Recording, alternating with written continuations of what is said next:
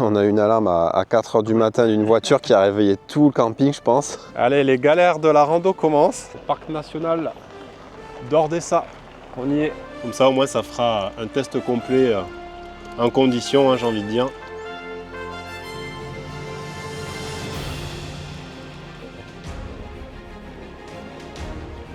Ah là là là là là là, trop beau.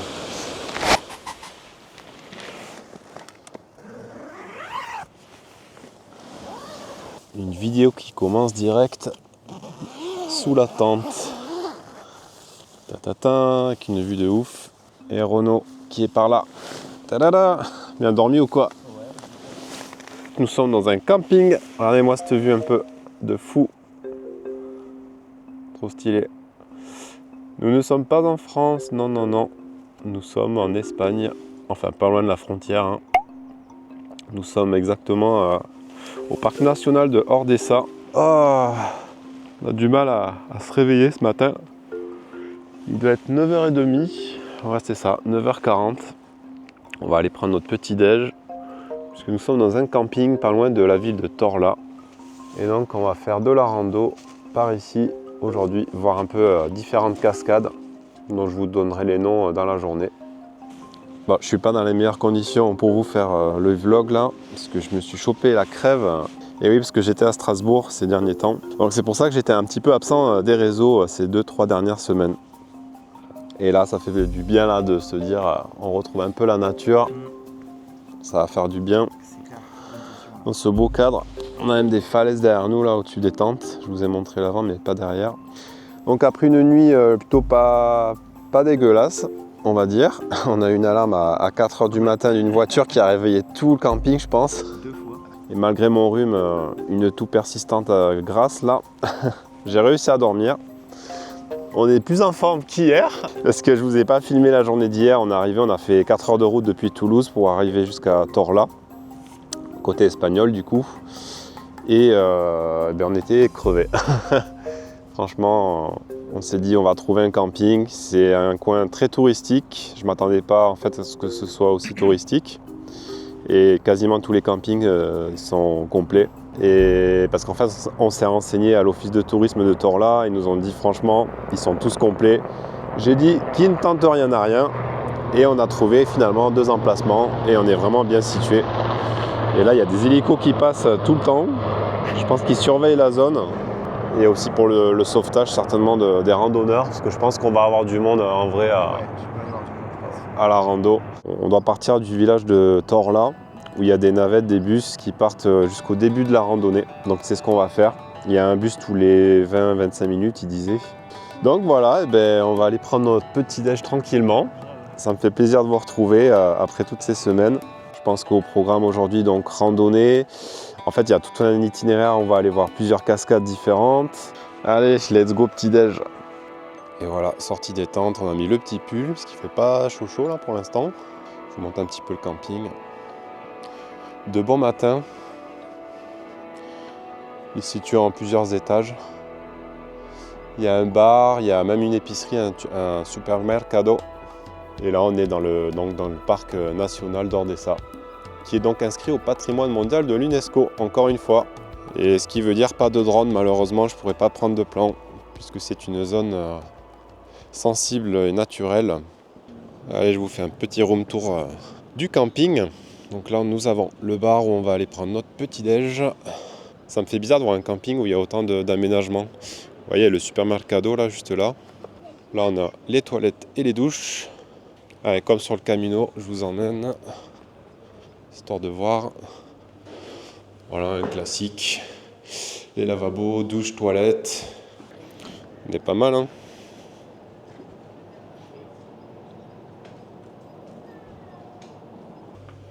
Et hop, la terrasse trop calée du bar. Regardez-moi ça, quoi. Prendre le petit déj là, avec la vue, tranquillement, au calme. On est plutôt pas mal là. Et la rivière est juste en contrebas. Bon allez, je me suis pas fait avoir une deuxième fois comme sur le Camino. J'ai bien demandé un Colacao cette fois. Et pas un chocolaté. Je sais pas si, pour ceux qui m'avaient suivi sur l'aventure, j'avais eu un chocolat churros là. bien épais. Et du coup, on s'est pris, genre, je sais même plus comment ça s'appelle, je sais pas si t'as retenu le nom, Renaud, du gâteau là. Cake à la carotte, je pense un peu. Ouais, apparemment, c'est un genre de cake à la carotte. Écoutez, c'est une découverte, hein, on va goûter ça. Buon provecho, comme on dit. Ah, c'est assez basique en fait. Ouais. Ça n'a pas vraiment de saveur. C'est bon, moi j'aime bien. Ça devait être pour les postes en fait. Ouais. Je sais pas, je l'ai pris, il est à côté. C'est pas mal, ouais. Je vous ai montré la terrasse, je vous montre l'intérieur du bar. C'est bien aménagé. On retrouve typiquement les bars espagnols, comme sur le Camino. Hein.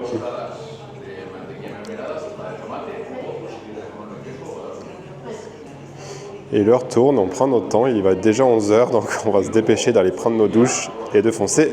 Go rando! Allez, les galères de la rando commencent. Ça fait 30 minutes qu'on cherche une place, je vous dis pas, c'est blindé de partout. En fait, il y a un parking à Torla, mais il est blindé. Je pense qu'il faut venir assez tôt, hein, premier arrivé, premier servi, comme on dit. Et là, on suit la route jusqu'au camping et il y a plein de voitures garées le long. Tout le monde fait comme il peut. C'est un peu la galère, quoi. Mais on a trouvé une petite place finalement là au bord de route.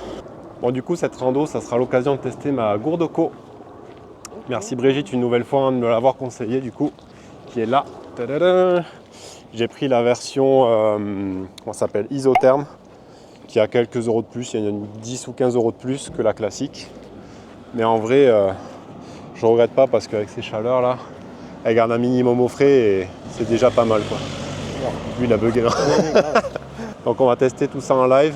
Je vous ferai pas un test avec le pH de l'eau et tout ça. Moi, je veux faire un truc dans le concret, en mode rando. C'est le but, hein, pour moi, c'est voilà, de prendre de l'eau directement aux sources, aux cascades, aux rivières. Après, il conseille, hein, de prendre l'eau la plus limpide possible, évidemment. Éviter les eaux boueuses, même si on peut, hein, mais ça abîme le filtre plus vite, etc. Mais je pensais qu'avec l'eau de montagne, franchement, ça peut être bien cool. L'eau la plus claire possible, transparente et fraîche du coup. Donc on va tester tout ça sur les 3-4 jours là. Et je vais essayer de boire que ça en eau. Voilà, pour vous faire un retour, vous dire je ne suis pas tombé malade, etc. Normalement il n'y a pas de risque, hein. Il y a eu beaucoup de tests qui ont été faits. Déjà sur YouTube, hein, vous trouverez plein de tests. Mais voilà, moi je vais vous faire un test sur 3-4 jours et on verra ce que ça donne. Torla, charmant village de pierre perché à 1000 mètres dans les Pyrénées aragonaises, est la porte d'entrée du parc national d'Ordesa et du Mont Perdu. De là, navettes et sentiers mènent vers la célèbre cascade Cola de Caballo. Classé à l'UNESCO, le parc offre 15 600 hectares de vallées, canyons, cascades et forêts, dominés par le Mont Perdu, celui-ci qui culmine jusqu'à 3355 mètres, abritant chamois, gypaètes et flore alpine. Bon, on y arrive petit à petit, on a fait nos provisions pour la journée, on a acheté, c'est pas donné là je vous avoue, mais au moins on est paré pour la journée. Là, vous voyez, on est à la gare de bus. Avec Renaud, on fait la queue là pour aller acheter un ticket. Je crois que c'est 6 € par personne pour prendre le bus qui nous amène jusqu'au début de la rando. Et voilà. Et pour la petite info, au camping, on a payé 15 € par personne, ce que je trouve plutôt correct pour un lieu touristique, sachant qu'on a l'emplacement pour ma voiture et 2 tentes. J'ai hâte d'y être là. Hola. Queremos pagar 2 billetes. ¿Sí? Porque vais a subir a Sí, por favor. 12 euros. Cuánto? 12. 12 €. Ouais, 12 €. Et voilà, bien dans le bus, on attend le départ. J'ai qu'une hâte, c'est d'être en rando. J'en ai marre là. C'est un peu la galère, il faut un peu de préparation, mais après on y arrive. Jusqu'à 22 h le dernier bus, donc en vrai on est large. Semaine sainte, 20 h 30. En vrai les horaires sont bien. Hein.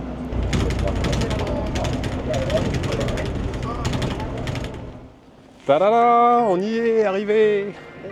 Le putain de paysage là, au parc national d'Ordesa. On y est. C'est là où s'arrêtent les bus en fait. Je suis désolé, je vais parler beaucoup du nez comme on dit dans cette vidéo. Et oui, donc je me suis enrhumé à Strasbourg puisque j'étais le 28 juillet là-bas pour le concert de mon ami David, qui jouait avec son groupe de post-punk. Mais franchement, moi j'ai adoré. Je leur souhaite une bonne réussite aussi au groupe. Je pense à David qui est à la guitare, mon pote d'enfance, et à César à la basse et au chant, et Hippolyte à la drum, à la batterie. Je vous passe des petites images.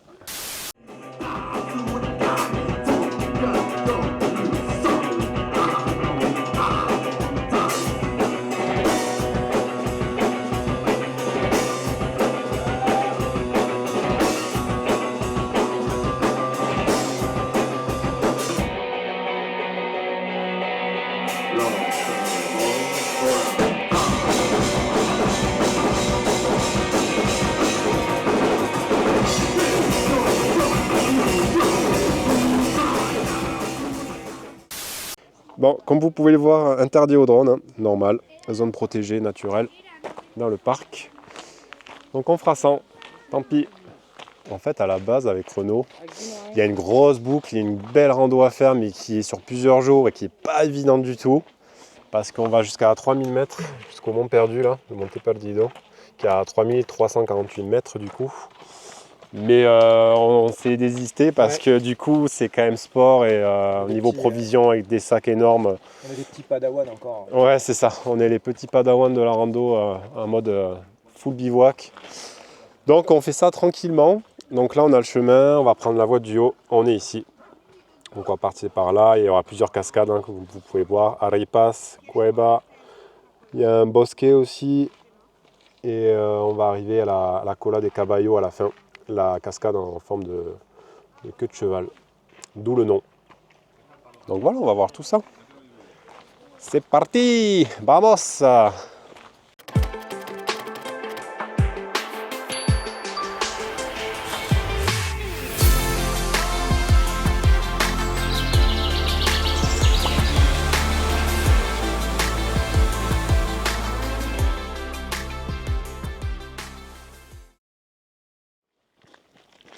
On commence notre petite rando en mode ombragé, qui va faire du bien dans cette journée de chaleur. Hier on est monté à 36 degrés quand même, hein. Il était 16h. Mais par contre pour les randonneurs aguerris, franchement, si vous pouvez faire la grande boucle depuis le cirque de Gavarnie en France, on avait regardé avec Renaud et franchement elle est magnifique quoi. Premier point d'eau là de la rivière. Ouais, il n'y a pas beaucoup d'eau, hein. Je pense que c'est comme Gavarnie, hein. Ça doit être asséché l'été. Ouais, c'est de me rapprocher. Et comme je vous ai dit, je vais tester là ma gourde. Je vais boire que de l'eau comme ça là, de montagne, de rivière. On va tester, hein. Vous avez vu la clarté de l'eau quoi. Là, je vais faire le cobaye pendant 2-3 jours.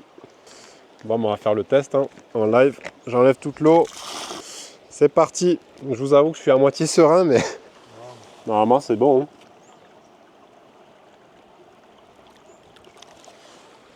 3 jours de l'eau de montagne, qui est très claire, il n'y a pas à dire.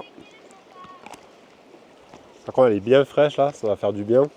D'où l'intérêt d'avoir la isotherme, du coup, surtout en été.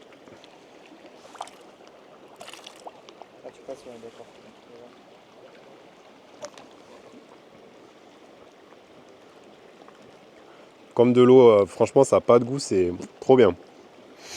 Franchement, à tester, à voir après tout ce qu'on ne voit pas au niveau des virus et tout ça, des bactéries, mais franchement, je pense que là, si on prend dans une eau comme ça, non stagnante, en vrai, il n'y a pas de raison, quoi. Allez, c'est parti. J'ai quand même réussi à choper le Covid début juillet, et là, je chope la crève. Je suis plus malade que l'hiver, finalement, cet été. Incroyable. Continue notre petite marche à l'ombre. Ah, j'aime bien, là, il me manque plus que le pastaga, là. Alors que j'ai horreur de ça. L'anis tout court, d'ailleurs. Ah ouais, carrément, j'ai faim aussi. On va faire notre petite pause repas, je crois. Et je crois que ma gourde... A l'air de rien, ça commence à grimper. Hein. La gourde s'est vidée dans le sac. Non, sérieux? Ouais. Ah non, t'as une fuite en fait. Hein. Non, c'est bon en fait, c'est la transpiration de mon sac. Ouais. Non, parce que ce matin, t'avais quand même toutes les fourmis dans la gourde alors qu'elle était fermée quoi. C'est trop chelou. Ouais, c'est bizarre. Le joint il est pourri, je pense. C'est peut-être le joint, ouais. On arrive à la première cascade. Cascade des Arripas, qui se trouve juste là, sur notre gauche. C'est de faire un petit zoom.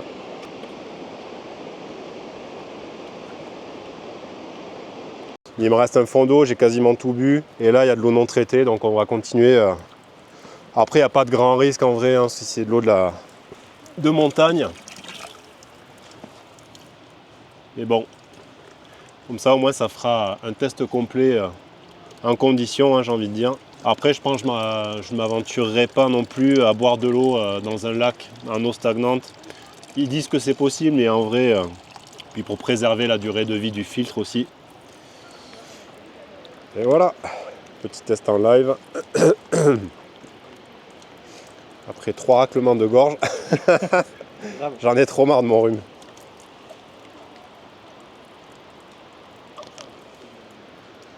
Après, elle n'a pas de goût, mais même comme ça, elle n'a pas de goût, l'eau. Tu l'as goûté, Renaud, toi? Ah ouais, nickel, hein. Ouais. Rien à dire, hein. À voir sur l'estomac et le ventre. Allez, on repart.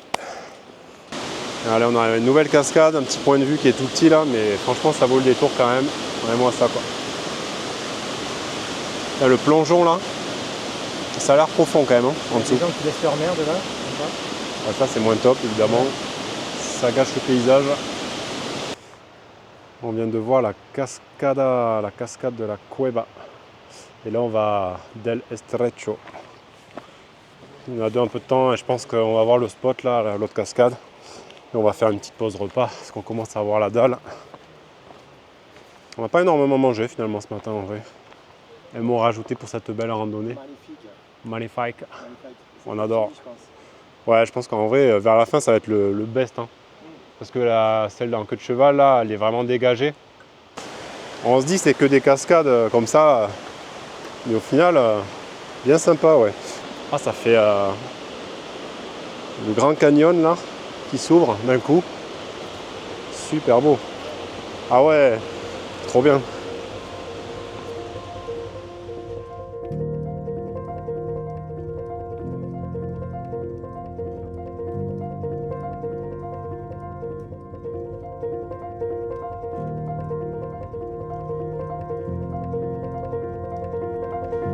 Allez, on a fait notre petite pause, on reprend le chemin, direction la Cola de Caballo à 2h encore. Et je découvre en fait que c'est récent là, que le bivouac est interdit, depuis le 9 février 2022. L'activité du bivouac ou de camping nocturne est interdite dans le secteur d'Ordesa. Je pense qu'il y a eu des abus encore une fois. On s'y attendait, c'est pour ça qu'on a réservé un camping quand on est arrivé hier. Par contre, je suis super content de vous annoncer, pour ceux qui n'ont pas suivi sur ma page Instagram, que j'ai bien validé ma formation de télépilote de drone. Ça, je suis trop content.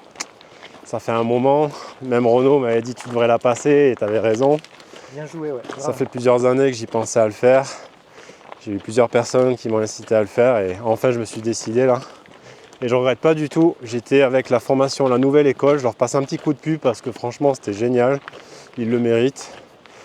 Et on a Kate Moore qui est aussi sur YouTube, qui fait des vidéos axées drone, si vous voulez taper, en barre de recherche, et qui nous a fait donc la formation, tout ce qui est pratique, et franchement trop bien, parce qu'on a même pu voir une partie sur le drone FPV, ce qui n'est pas forcément le cas avec toutes les formations.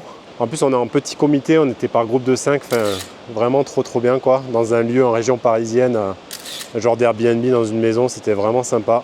Donc du coup maintenant ça va me permettre de pouvoir passer le CATS, qui est un genre de QCM, c'est un peu comme le code de la route.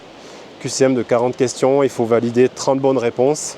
C'est pas si évident, nous a dit Ketmo, le formateur. C'est un truc qu'il faut bûcher. C'est un peu du rabâchage.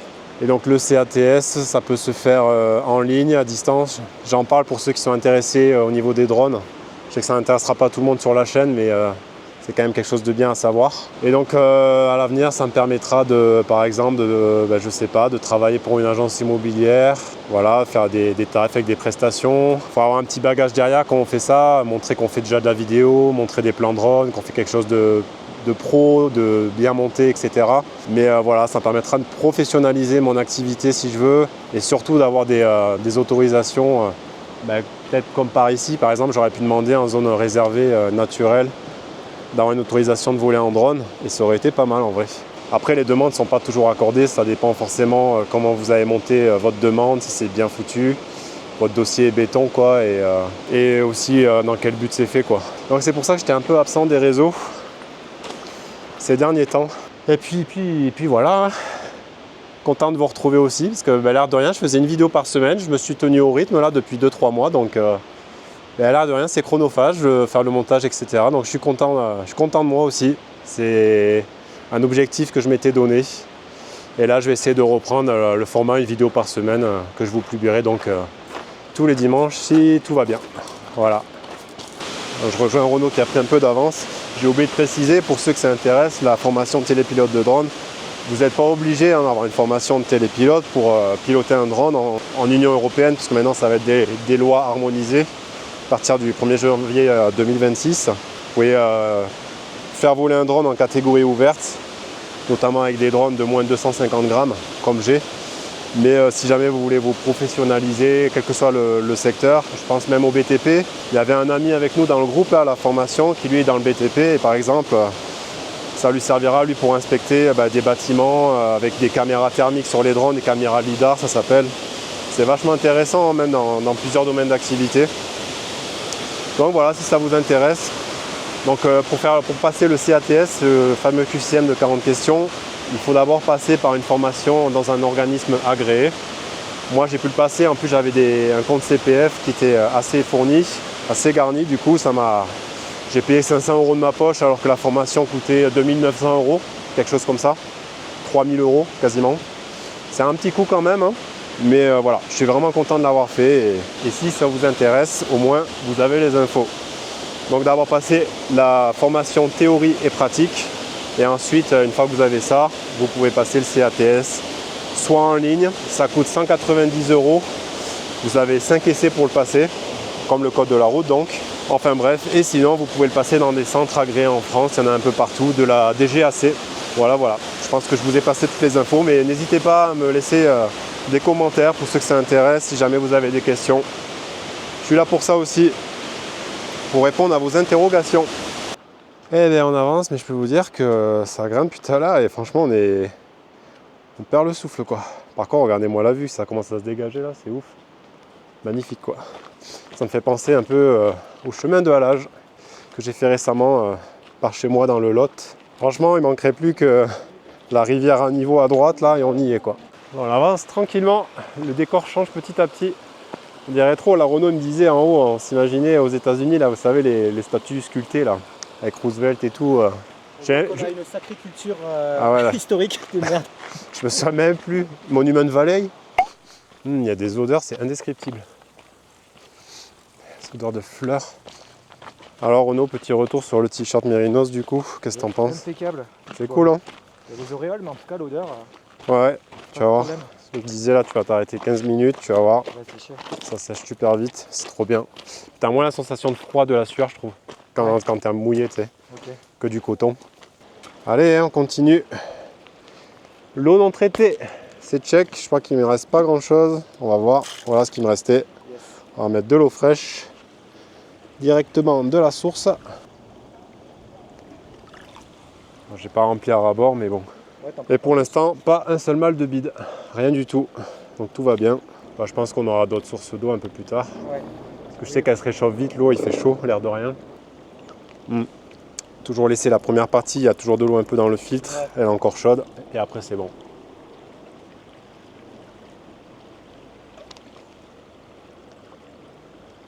Nickel, parfait. Un peu, ouais. Et ce qui est cool justement, c'est qu'on peut partager, vous pouvez en passer à quelqu'un dans un verre ou quelque chose quoi. Donc la gourde au co à avoir en rando. Que de cascades, que de cascades. Là on les a en forme un peu d'escalier. Trop sympa le spot. Regardez-moi la couleur de l'eau là, ici là. Oh là là. Ah ça donne envie de faire un plongeon vraiment, mais bon c'est interdit. Il y a des gens en face, mais normalement on n'a pas le droit. Hein. Que calor. Comme on dit ici. Ah là là là là là là. Trop beau. Ça donne envie de se caler là au rocher aussi là, ouais. Ça a l'air trop bien quoi. Alors on est là pour ces spots. Hein. On est venu pour ça et on est servi. Là c'est vraiment tentant parce que ça fait des petits bassins pour se baigner. On avance progressivement, il y a toujours cet hélicoptère qui survole la zone. On a mouillé les casquettes pour rafraîchir un peu tout ça, ça fait du bien. Quitte à pas se baigner, ben, on fait ce qu'on peut quoi. Malgré que ça donne super envie, j'avoue. On regarde bien souvent devant soi, mais pas assez derrière nous. La zen attitude, comme on dit. Allez hop, nouveau round. On va re-remplir au ruisseau directement. Je vais revider l'eau que j'avais là. Et reprendre de l'eau directement. Hop là. De l'eau bien fraîche. Et c'est reparti. On est en train de parler souvenirs avec Renaud là, hors caméra. Et on était en maternelle ensemble. Et on avait fait un voyage scolaire à Vias, dans le sud. Et apparemment, t'as une vieille VHS. Ouais, on a, je sais pas, 3-4 ans, 4-5 ans. Ça c'est dingue. J'aimerais trop les revoir les images. Je m'en occuperai là. J'ai aucun souvenir, vous en doutez. Mais ça doit être marrant, ouais. Faut que tu l'amènes à... C'est un professionnel qui s'occupe de ça, je sais pas comment ça se passe. Ouais. Ouais. Parce que du coup elle marche plus, c'est ça? Non, mais la VHS elle fonctionne très bien. Après, je sais pas comment ils font après pour les convertir. Ah, en numérique? En numérique, ouais. Ouais, j'avoue. Franchement, si tu le fais, je la mets en ligne sur YouTube. Si à un moment on est tous les deux, ça serait marrant pour faire un petit montage après.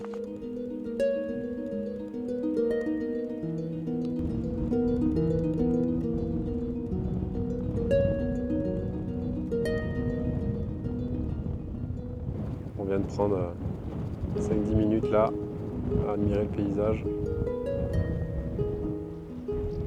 À prendre une photo mentale, comme dirait Renaud. Et la casquette qui va s'envoler. On était en train de faire le comparatif avec le cirque de Gavarnie. C'est un peu différent.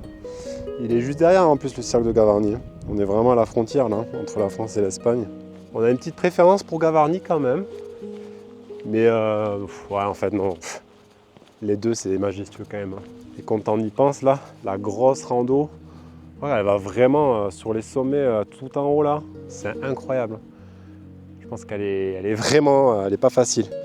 Pour arriver à plus de 3000 mètres d'altitude, j'ai jamais fait ça dans ma vie encore. Une prochaine, hein, on y va par étapes, petit à petit, tranquillement, mais sûrement comme on dit.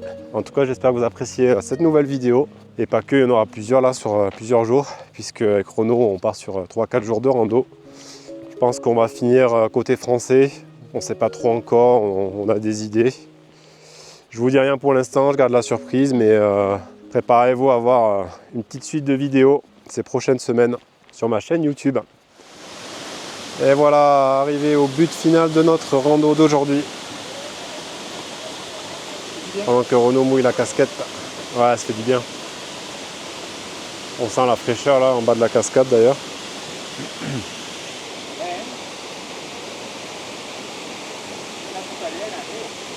Et bien vous savez quoi moi? Eh ben je vais me tremper les pieds un petit peu. On va faire du bien là après la marche. Au moins ça, même si on peut pas se baigner. Et olé! Oh bah! Elle est gelée l'eau. Wow. Ça fait un choc thermique là, je vous dis pas. Hein.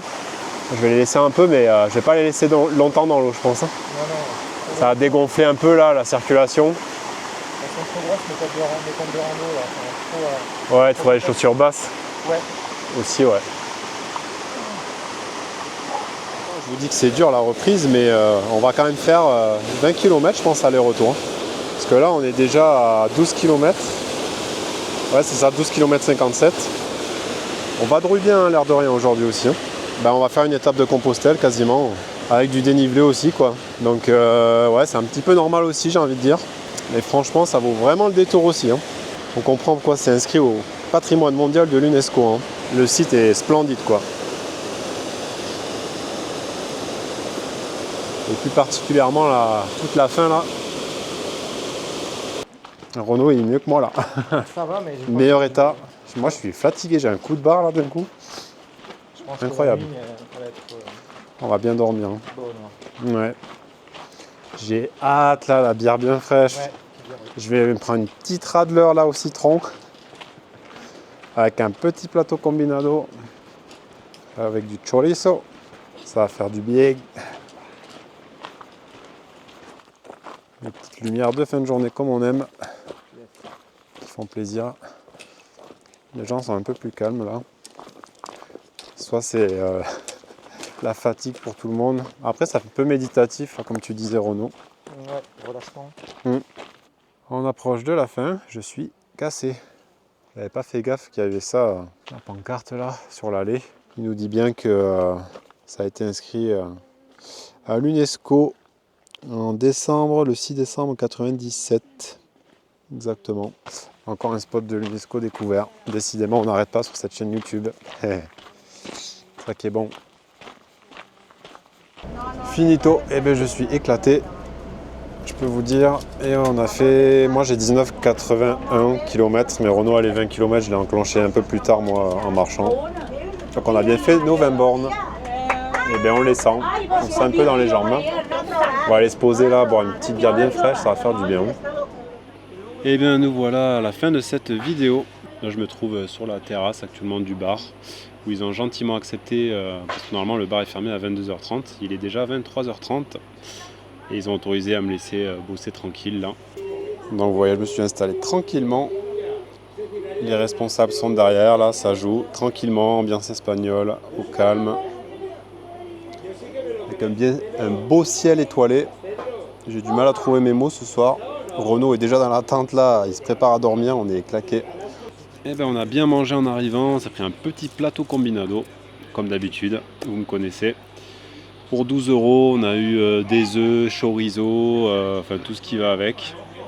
C'était super bon, on s'est régalé, franchement, ils cuisinent super bien ici, là, c'est cool. Et là, toujours ma gourde co. D'ailleurs, en parlant de la gourde co, je vous ai pas remontré parce que je vais pas vous montrer à chaque fois que je remplis la gourde, etc. Mais je l'ai rempli 2 fois de plus et j'ai pris uniquement de l'eau de la rivière, de la montagne et les eaux non traitées qui coulent le long du chemin. Après les eaux non traitées, honnêtement, tous les Espagnols se servent et la boivent directement comme ça, sans filtre.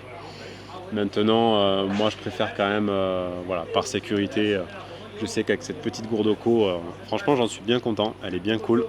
Donc écoutez, le test de la Oco continuera ces jours prochains. En tout cas, pas de mal de ventre aujourd'hui. Je suis allé aux toilettes, aucun souci, voilà. Donc pour moi c'est validé déjà, il n'y a rien à dire. Après j'ai pas trop de risques avec de l'eau de montagne, etc. Mais je demande que ça, quoi. Pour moi c'est surtout, voilà, si on va dans un autre pays, je pensais, comme j'étais allé en Turquie, où l'eau n'est parfois pas potable au robinet, là c'est l'idéal, quoi. Donc puis la rando, dès qu'il y a une source assez limpide avec un cours d'eau, une eau non stagnante, moi je pense que c'est nickel, quoi. Mais écoutez, on se quitte là-dessus. Et puis on se dit donc à la semaine prochaine pour la suite des épisodes de cette petite aventure avec Renaud. Prenez bien soin de vous, j'espère que cette vidéo vous a plu. Et puis à bientôt. Ciao.